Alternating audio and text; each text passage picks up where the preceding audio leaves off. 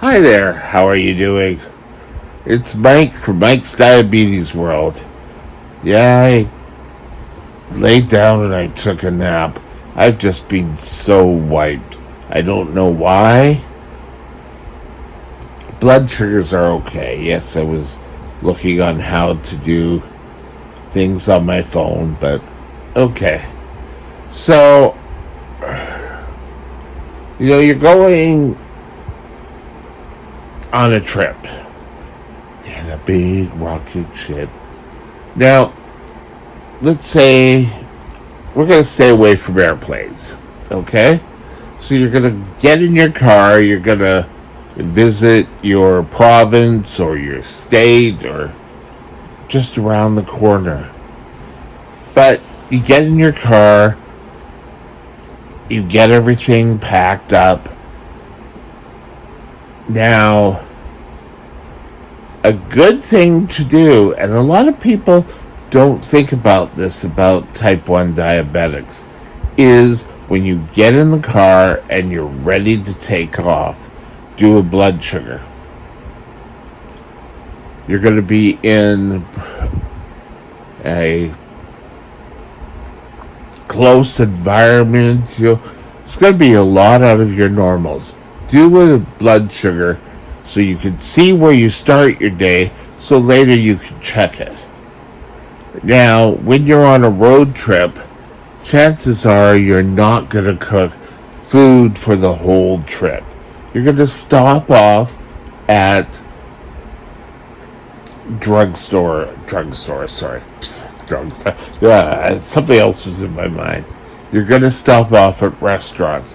Could be something like McDonald's, it could be Wendy's, it could be a sit-down meal places.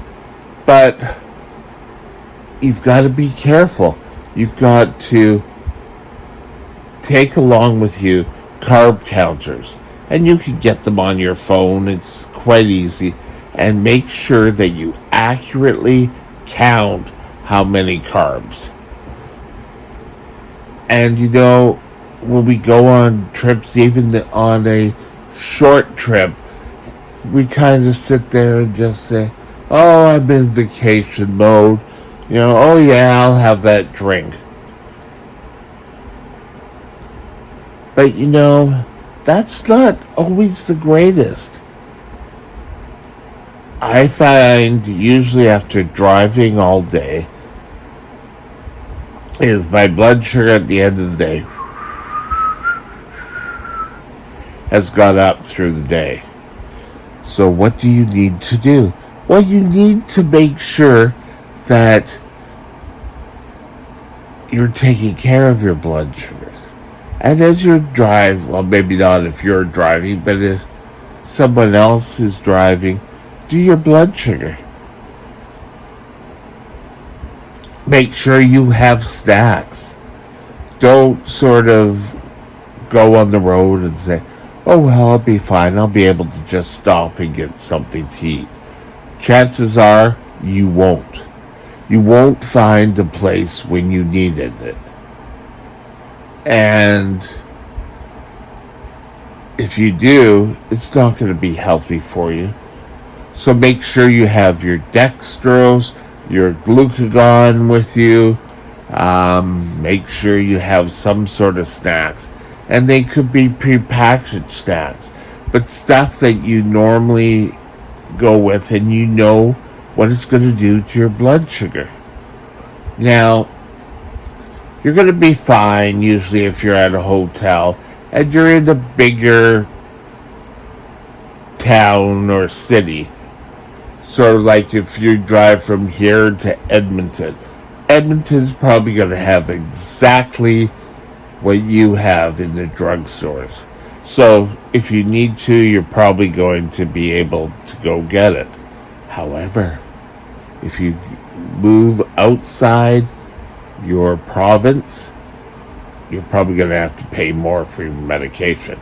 So take your medication with you.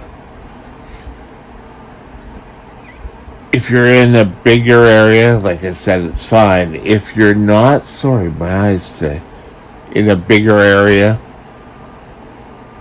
then you need to probably go see a doctor if you run out of insulin, or just ask for regular insulin. And it's probably going to be more expensive than you expect unless you have private insurance. Now, how much stuff do you take? Let's say you're going away for a week. How much stuff do you need to take with you? 2 weeks supply. Always be over prepared.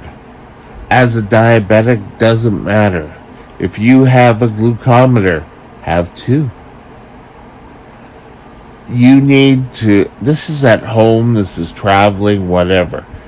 Make sure you have backup so that if something happens and you break your insulin bottle or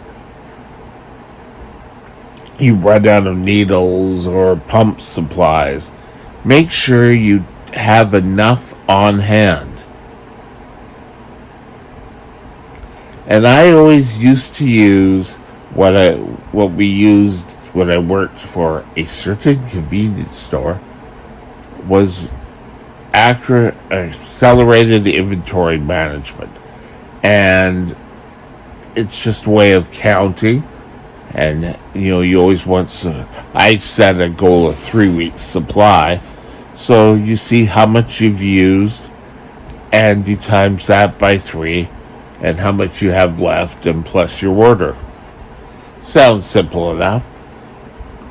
And when I went to Ontario at the time to get my service dog, I went there and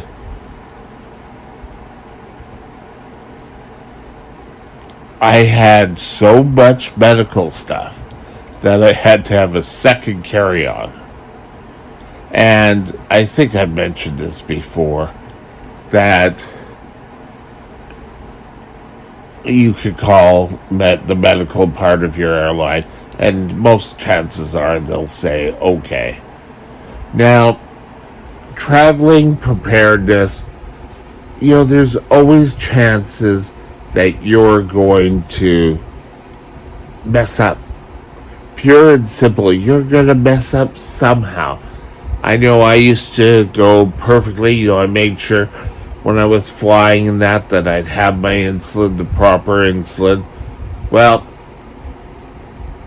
I lost my insulin bag, or my little bag that had all my insulin in. And I had to go around and find insulin.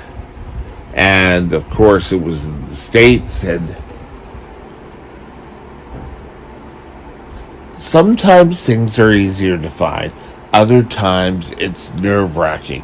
And trying to find my type of insulin. Oh no, we don't have it, but our store over there has it. Or the store over there. So, travel preparedness.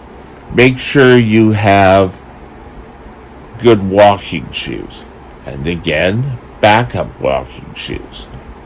Make sure you have simple supplies, whether it be second skin for blisters. But don't be afraid to ask for help.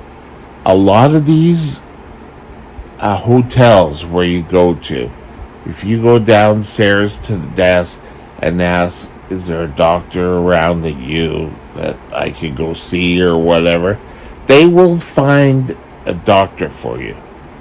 It may not be cheap, but if you need it, you need it. Don't skimp on your health. Don't sort of say, oh, well, I've got another day here, but I'm running low on insulin. I'll just save what I have out throughout the day. That's not going to help you. That's probably going to cause you to go way out of whack. And you're going to probably end up spending time getting back into your goals. Be aware of what your body's telling you. And if you need to find insulin, find insulin. Drugstores may be different, especially if you're flying to another country. I haven't heard about it too much lately, but it used to be, the bottles used to be different concentrations. So, you're packing, you're going crazy. Be prepared. I have learned I do that now. If I'm going away for a weekend or a week or whatever, I double pack all my insulin stuff. So that's something to think about. Have a super day. I'll talk to you soon. Bye now.